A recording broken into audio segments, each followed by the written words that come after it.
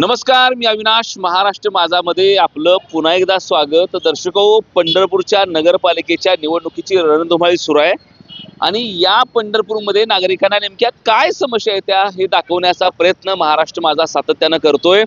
इथली निवडणूक ही कुणाचा खाजगी राजकारणाचा फड नाही.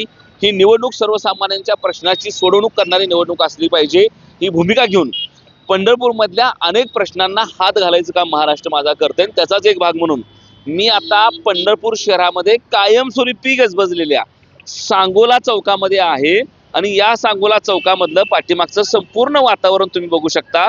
ते पूर्ण त्या ठिकाणी धुळीने युक्त आहे. जवळपास 5:15 वाजलेत आणि ह्या टाईपचं वातावरण आहे. तुम्ही जर इकडे बघितलं तर जवळपास इथल्या दुकानाच्या पाट्या असतील किंवा कडेला असलेले हे दुकानं असतील, या सगळ्या पाट्या ह्या त्या ठिकाणी धुळीनं अक्षरशः माखल्या. त्या मी जिथं उभा आहे, मी अनेक वेळा बोललो की ही पंढरपूरचं वैभव आहे हे वारकरी म्हणजे.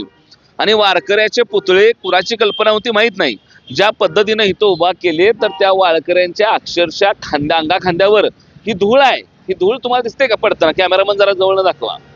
ही धूळ आहे आणि ह्या लेवलचं आता मुळात थोडंसं इलेक्शन आहे म्हणून हे पुतळे धुवून झाले होते आणि धुतल्यानंतर सुद्धा या पद्धतीची धूळ इथं आहे. यासोबत जर तुम्ही खाली बघितलं, मी जिथं उभा आहे, तर इथं देखील अशा पद्धतीनं अक्षरशः कुठल्याही पद्धतीचं सुशोभीकरण नसलेले हे कट्टे आहेत. झाडांची जर तुम्ही अवस्था बघितली तर हे झाडं तुम्ही बघू शकताय की कशा पद्धतीनं लाखो रुपयांचं टेंडर या झाडामध्ये निघून देखील झाडांचा कुठल्याही पद्धतीनं डेव्हलपमेंट इथं नाही.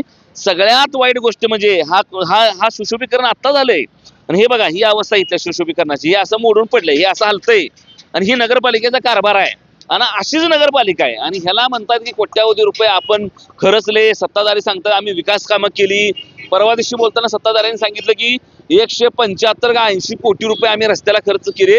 आणि मग जर 180-85 कोटी रुपये जर तुम्ही रस्त्याला खर्च केलेत तर मग ही पंढरपूरमध्ये धूळ येते कुठली?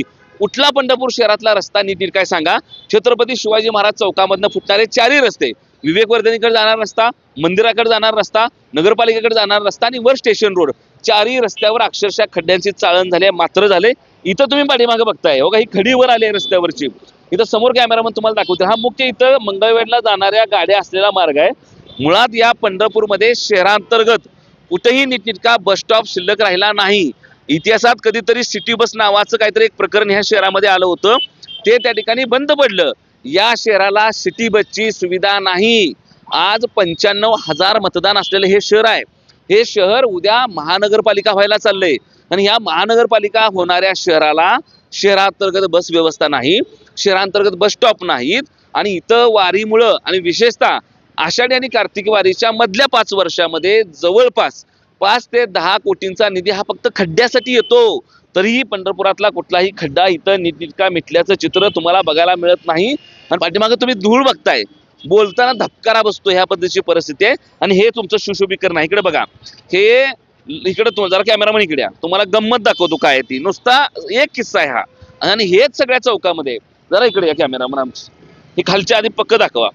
हे ही वारकऱ्यांचा जिथं पुतळा आहे तिथं अशा पद्धतीची पक्क पडलेत. पक्क आता हे कोंबडीचे आहेत का, कुणी खाऊन टाकलेत का काय, तुम्ही शोध लावा. हे नगरपालिकेचं काम आहे.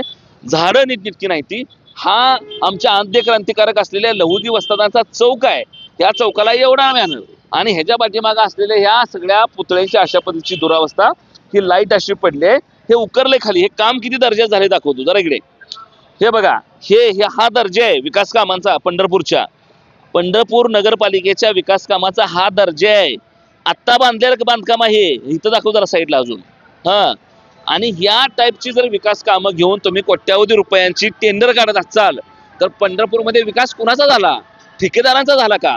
हा सगळ्यात महत्वाचा प्रश्न या निमित्तानं आहे. इथं प्रचाराची अक्षरशः रणधुमाळी सुरू आहे, परंतु विकास कामांचे मात्र नावानं बोंब आहे. मी कायम म्हणत आलोय की ह्या पंढरपूरमध्ये जरी कोट्यावधी रुपयांचे निधी आले असले तरी कारभारी त्या पात्रतेचे जर नसतील तर या निधीचा या शहराला 1 रुपयाचाही फायदा होणार नाही. आणि ते चित्र ह्या चौकामध्ये तुम्हाला इथं बघायला मिळतंय. जर सांगोल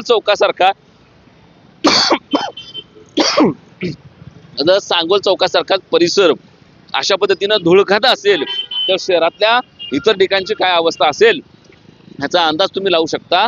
आणि मग जर एखादा माणूस सलग 5 मिनिटं होतं उभारून बोलू शकत नसेल तर ह्या शहरामध्ये तुम्ही विकास केला म्हणून त्या रिक्षावरनं काय सत्ताधारी फिरवायला लागलेत, विकास केला म्हणून गल्लोगल्ली काय भाषण करायला लागलाय तुम्ही, कुठला विकास नेमका पंढरपूरचा झालाय? आज पण पंढरपूरचं त्या मलपेवाड्यातलं पाणी जिथं त्या नदी पात्रामध्ये मिसळतंय त्याच्याच पुढे जॅकवेल आहे, ते तिथं पाणी उचललं जातंय.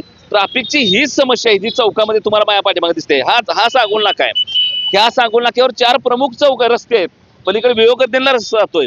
हा सांगोला तो मंगळवार आज पंढरपूर शहरामध्ये, आणि ही अशा पद्धतीची अवस्था या शहरामध्ये करून ठेवले. ना कुठला सिग्नल आहे, ना कुठली ट्रॅफिकची व्यवस्था आहे, ना कुठला इथं ट्रॅफिक हवालदार उभा आहे. आणि हे फक्त आता नाही, आपण इन्स्टंट टाइमला असंच अचानक घेतलेला ही रिपोर्ट आहे. आणि अचानक अशा घेतलेल्या रिपोर्टला जर ही पद्धतीची अवस्था असेल तर इथं ज्या वेळेला प्रचंड मोठ्या ट्रॅफिकच्या रांगा लागतात त्यावेळेला ह्या शहराचं काय होत असेल. आणि गमतीचा भाग म्हणजे याच्या आजूबाजूला तुम्ही इथं बघता, इथं लोक वसते त्या, हे समोर दिसतंय ना घर, त्या समोरच्या घरातल्या लोकांनी एवढं रस्त्याला घर असताना खिडकी कशी उघडी ठेवायची, हा सगळ्यात महत्वाचा प्रश्न आहे. म्हणजे इथं येण्या जाणाऱ्या माणसांच्या जीवाशी खेळ आहेच, परंतु पंढरपूरमध्ये राहणाऱ्या माणसांच्या जीवाशी सुद्धा खेळच सुरू आहे.